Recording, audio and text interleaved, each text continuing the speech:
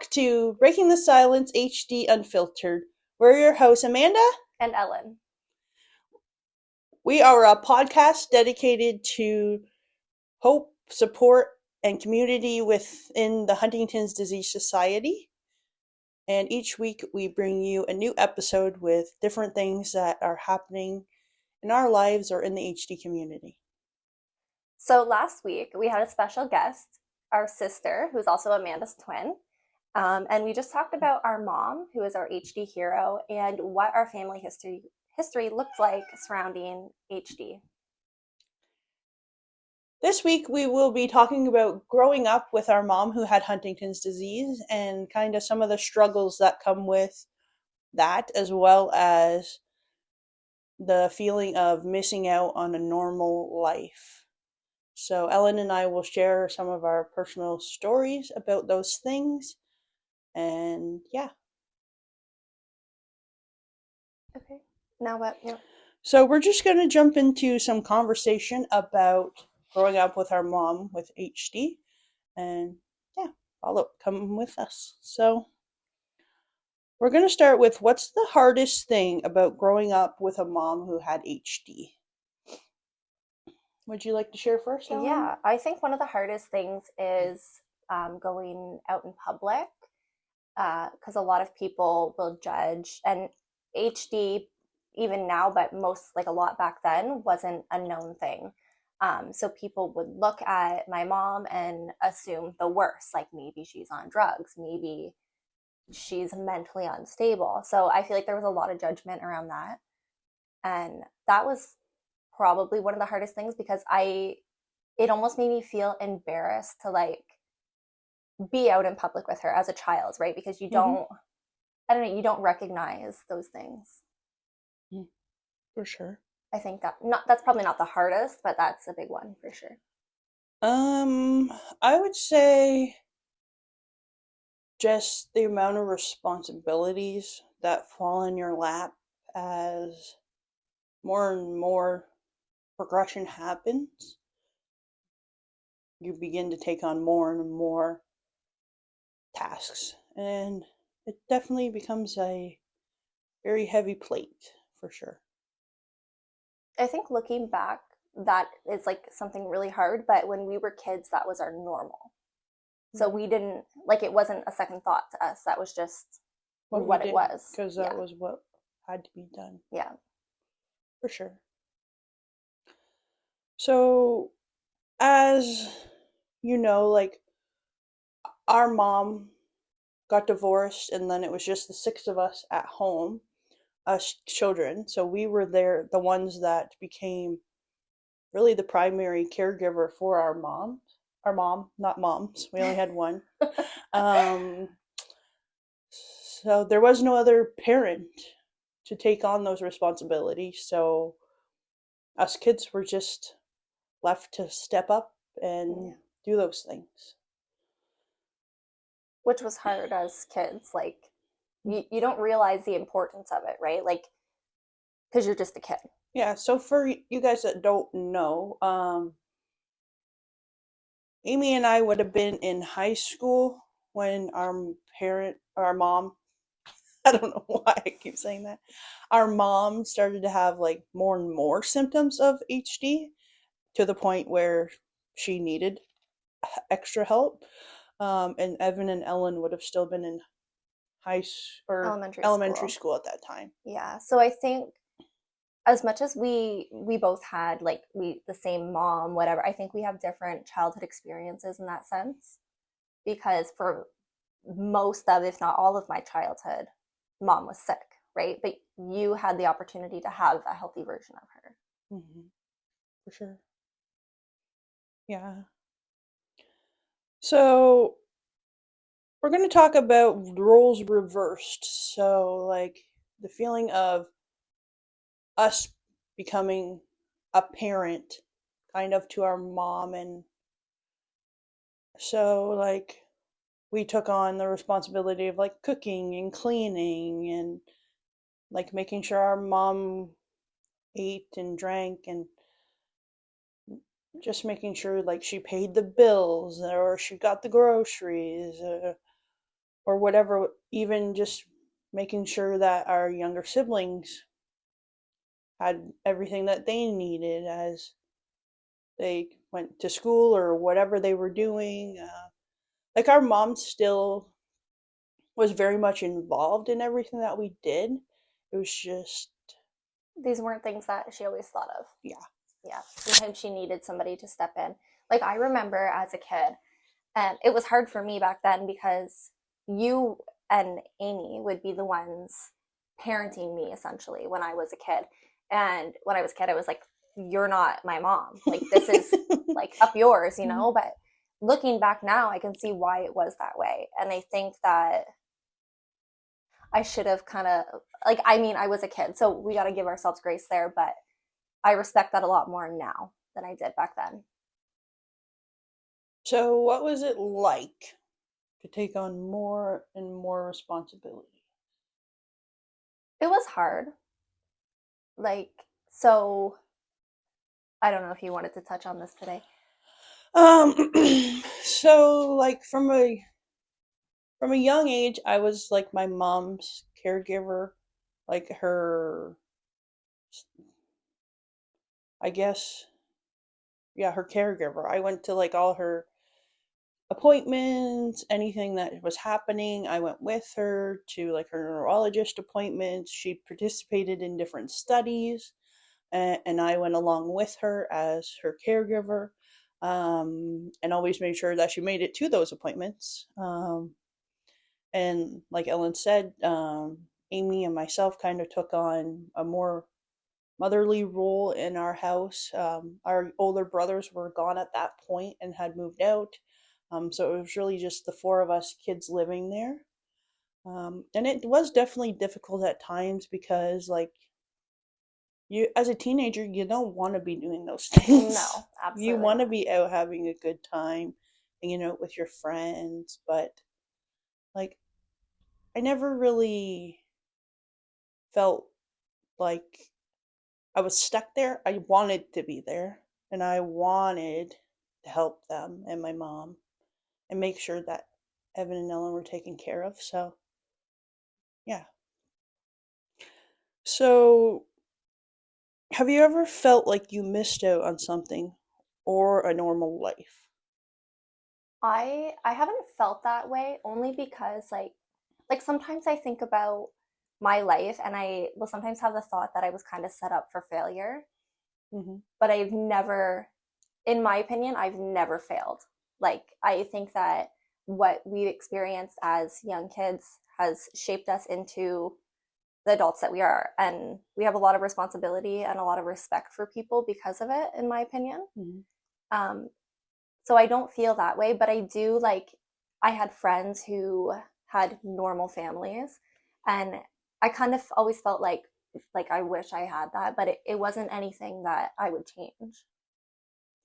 Yeah, like I would remember going out and like seeing a normal family and being like, it would be cool to have a normal Mm-hmm. family. But like we did get lucky because like we did have a lot of family that supported us in everything that was happening. Don't think that it was just us and our mom and like, oops, sorry, and like nobody ever checked in on us or anything like that. We did have a lot of family members like our grandparents, aunts and uncles, cousins, our older brothers. They were all very supportive of us and they were there if we ever did need something. I also wanted to add that it wasn't even just their family. Like, I've been doing a lot of reflecting on everything, and one of the things that I kind of thought about was when we were in school, Mhm. our school community was like so crazy accepting of us. And Mhm. one thing I'm going to bring up is like we did the field trip to Muskoka, and it was quite a bit of money, and it was something that I would have never been able to do. But our school community kind of pulled for us, and I didn't know that at the time. I just thought that I was Mhm. lucky and I was able to go, but I didn't know that there was like a team of people Mhm. making it happen for me. For sure. Yeah. Yeah, our school community was pretty amazing at St. Vincent. Yeah. Um they really rallied around our family when our mom started getting sick. Um, like they set us up with counseling if we needed it. They made sure that we got all the special food days, even though like we didn't pay for it. Like Ellen said, they would make sure that our trips were paid for so that we never missed out on anything. Yeah. So they were definitely a very important part of Yeah. our growing up, and we were very, very fortunate to have those people, as well as our church community. We had a very supportive church community that supported us as well. Um, because growing up with a mom with four kids under, like teenager and under, it takes a lot, especially when she's only on ODSP. So, like, our church family would make sure that we had like money at Christmas or Christmas hampers and stuff like that. And there was never a time that I would say I felt like we went without. Yeah, I agree. Even when my mom would be like struggling financially, there was always somebody in our corner for sure. Yeah. Um, and also like along the lines of like feeling like you missed out on a normal life. Like sometimes like jealousy kind of like you'd look at a family and be like, "Oh, I wish I had that." Like Mhm.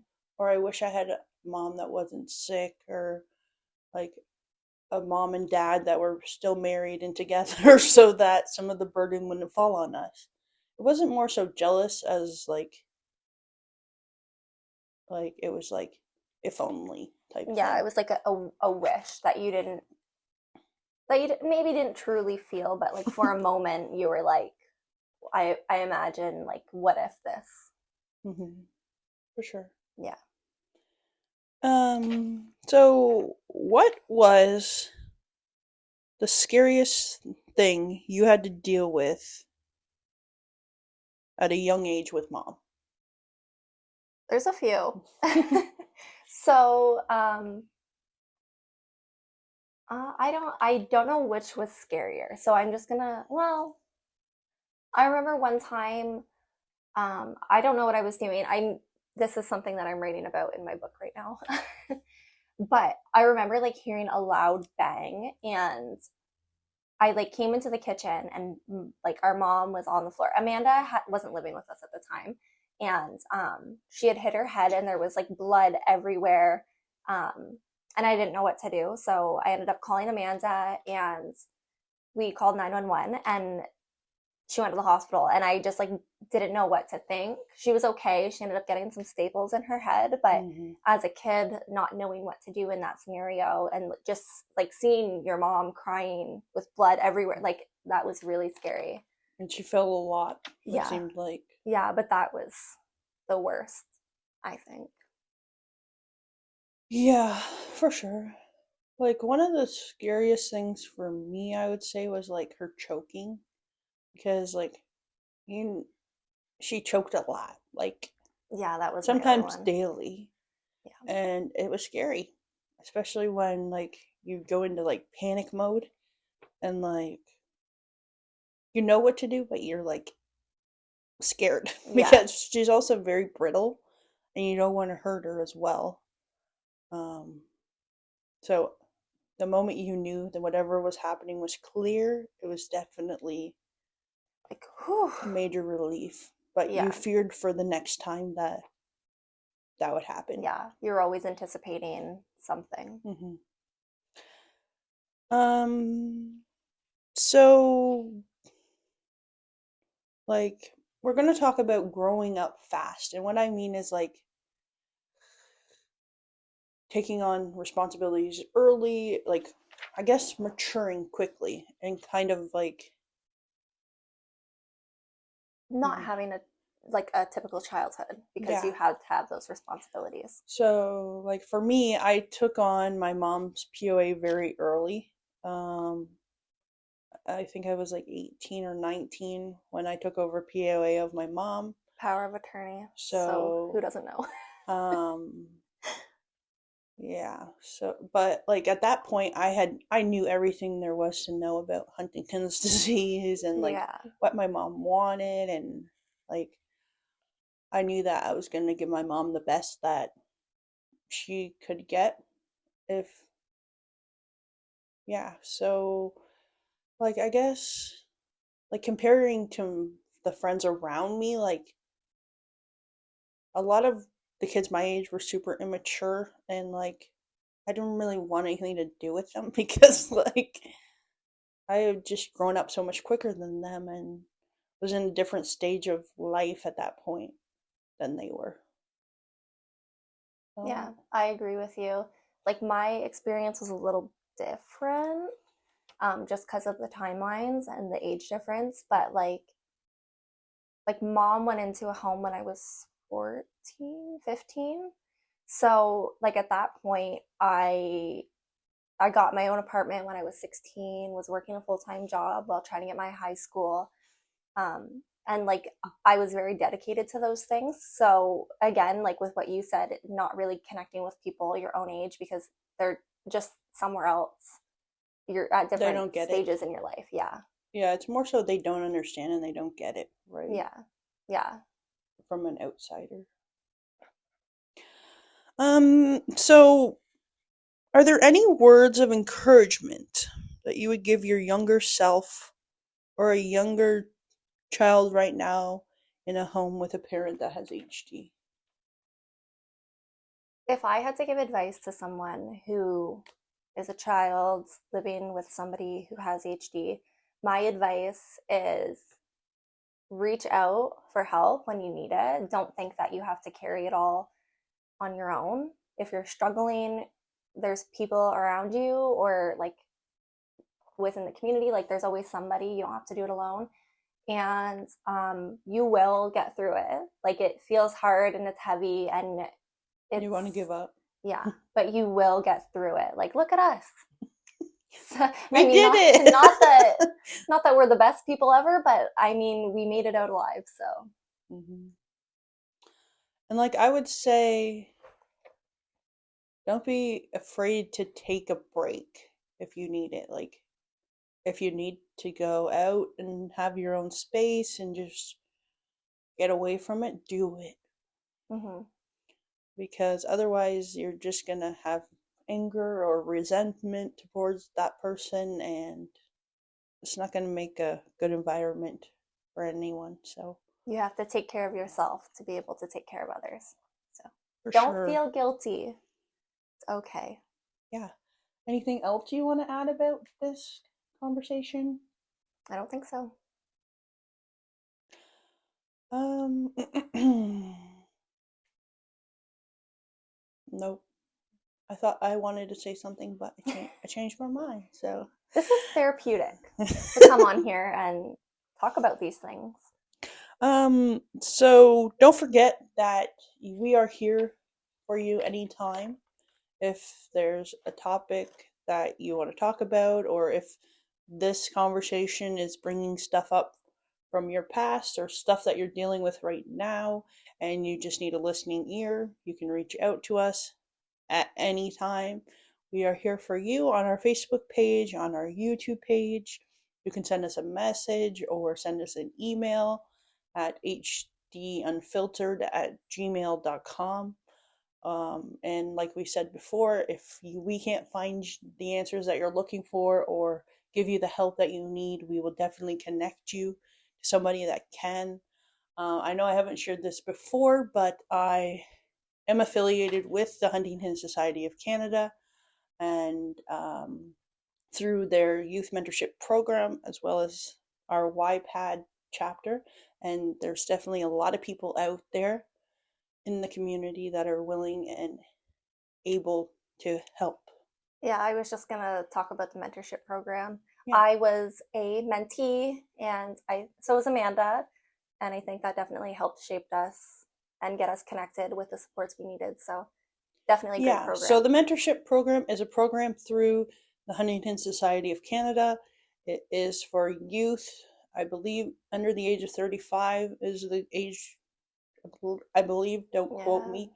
So it's for anybody that's just going through Huntington's disease in any way, shape, or form.